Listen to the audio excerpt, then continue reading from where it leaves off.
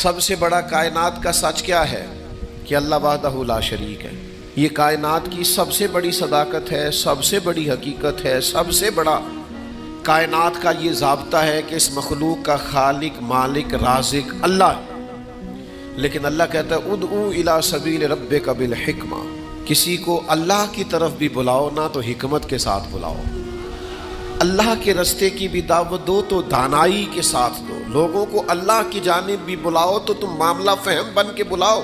اگر ہم دانائی چھوڑ دیں گے تو بعض اوقات بات ٹھیک بھی ہوگی تو وہ نتیجہ خیز ثابت نہیں ہوگی۔ وہ کسی نے کہا تھا بات اگرچہ بے سلیقہ ہو کلیم، پر بات کرنے کو سلیقہ چاہیے۔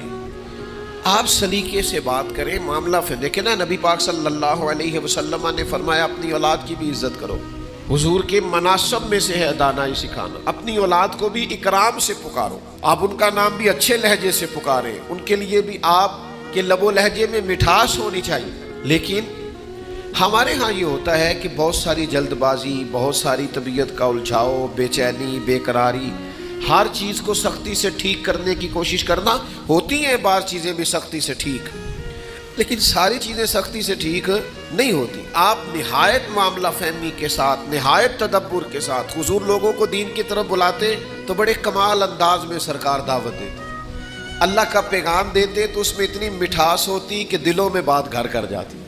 کچھ لوگ کہتے ہیں جی، وہ ان کا اپنا فلسفہ ہے، کہتے ہیں جی میں چونکہ سچا ہوں اس لیے کڑوا ہوں، میں چونکہ سچ بولتا ہوں تو سچ کڑوا ہوتا ہے تو لہذا اس لیے میں لوگوں کو اچھا نہیں لگتا۔ تو میں ان سے کہا کرتا ہوں بھائی سچ نہیں کڑوا، آپ کا لہجہ کڑوا ہے۔ کائنات میں سب سے زیادہ سچ مدینے والے محبوب نے بولا ہے، اور اتنا میٹھا کر کے بولا ہے، اتنا پیارا کر کے بولا ہے کہ حضور سچ بولتے جاتے تھے اور سچ دلوں میں اترتا چلا جاتا تھا۔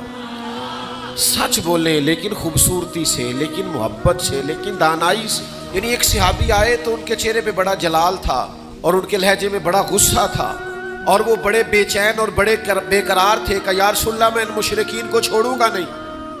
حضور نے فرمایا کیا ہوا؟